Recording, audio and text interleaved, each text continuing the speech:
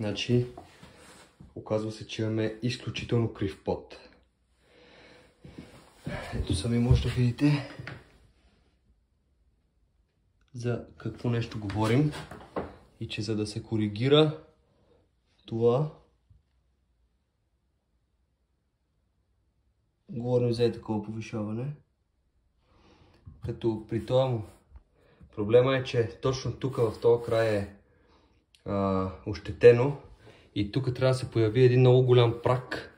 Ако искаме минимум 4 см да имаме там, те между другото се препоръчват 5 см, но дори да кажем, че ще вземем 4 см за оная част, която всъщност е по-вирната, по-високата, тук ще дойдем на 7-8 см, което 7-8 см плюс плочките сами може да се досетите за какво нещо говорим, за какъв прак говорим. Точно на входа. Така че положението изобщо не е цветущо и не знам как ще се оправяме, но при всички положения се оказва, че тук ще имаме едно голямо стъпало да влезеш в банята. Сега тук, тъй като прецених, пишеше на опаковката на мазилката, че минималното е 30 мм или сиреч 3 см. Там съм го оставил 3 см в този край, за да може тук да дойде 6, защото толкова е разликата. 3 см е денивелацията. И сега това тук идва равно. Чай да видим де.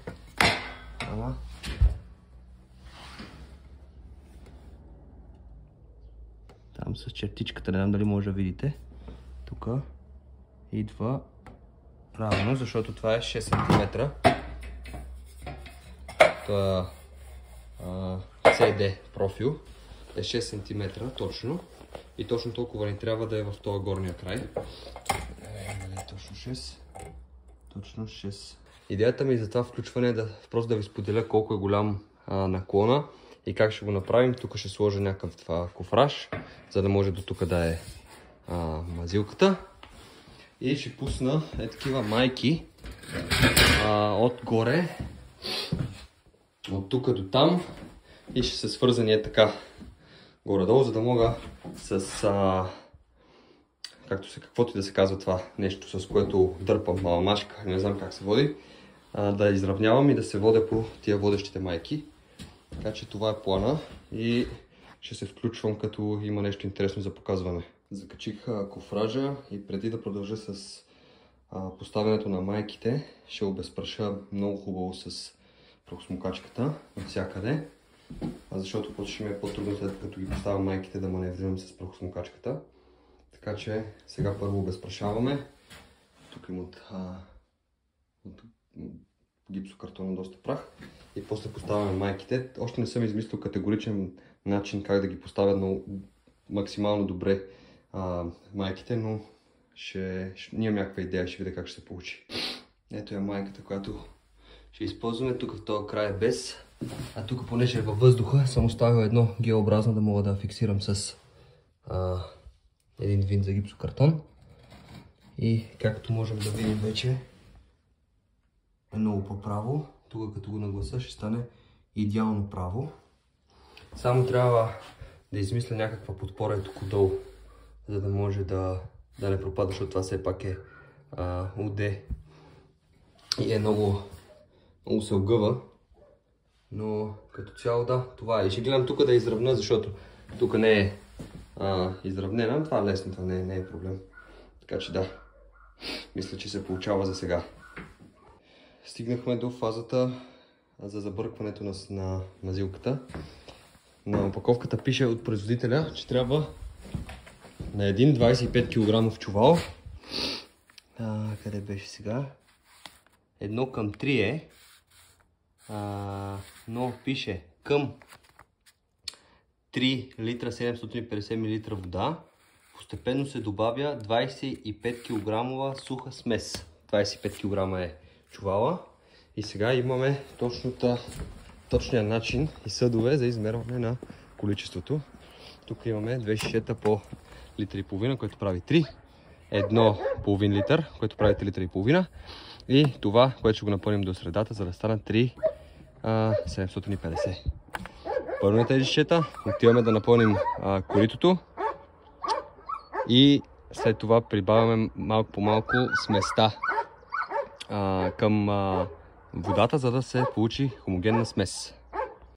Значи това, което видях, че е 3 към 1, не е 3 към 1, се отнася за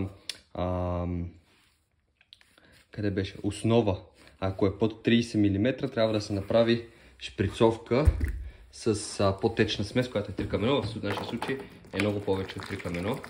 Сега изсипваме нашето отмерено количество на 3 литра и 750 мл вода. И след това постепенно ще добавям от замазката.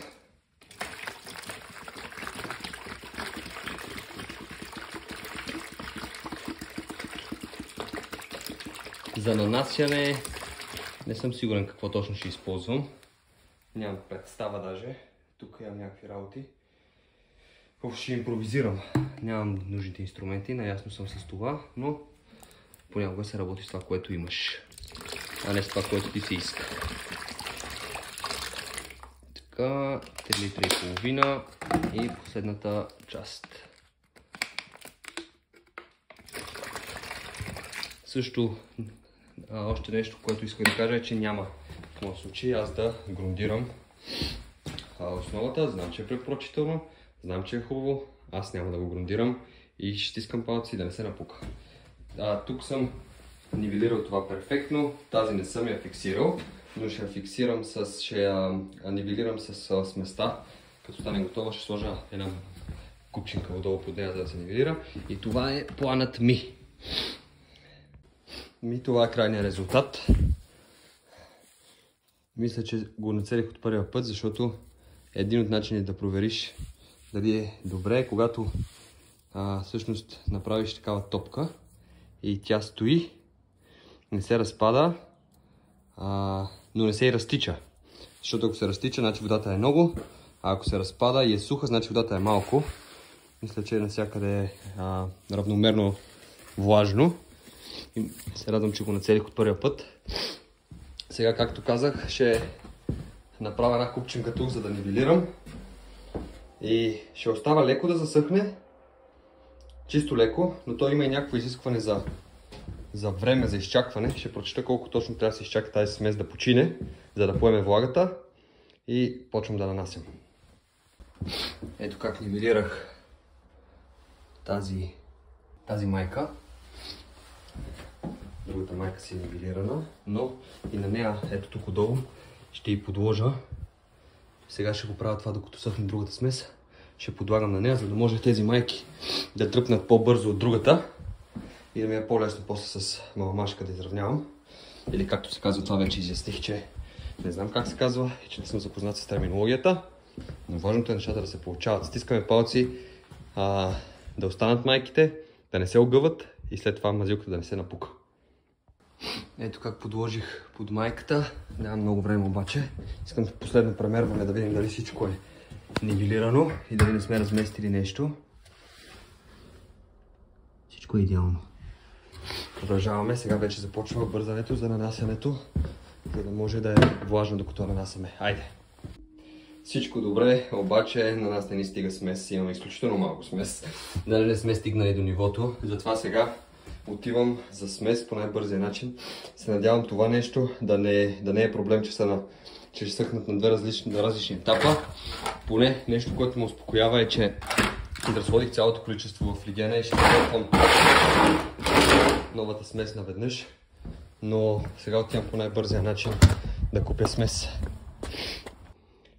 След позорно и дълго разкарване се здобихме с още 6 чувала, които се надявам да стигнат, защото вече просто няма да бъде оправдано. Тук поглеждах. Не е стегнала още. Сега ще хапна набързо, защото е време за ядене. Съм ял нищо, е 3 без 15. И започвам пак. Ето го моя обяд. И мога да гледа така.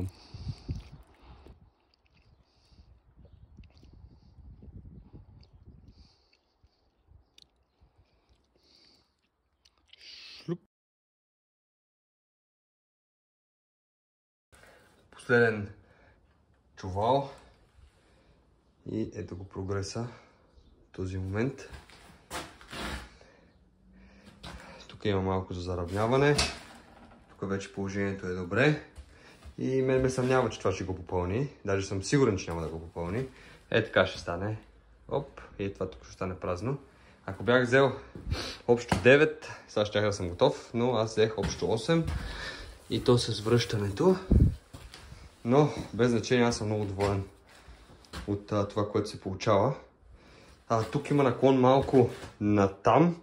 Не съм го направил нарочно, но е по-добре така, защото там ще ни е сифона. Има лек наклон.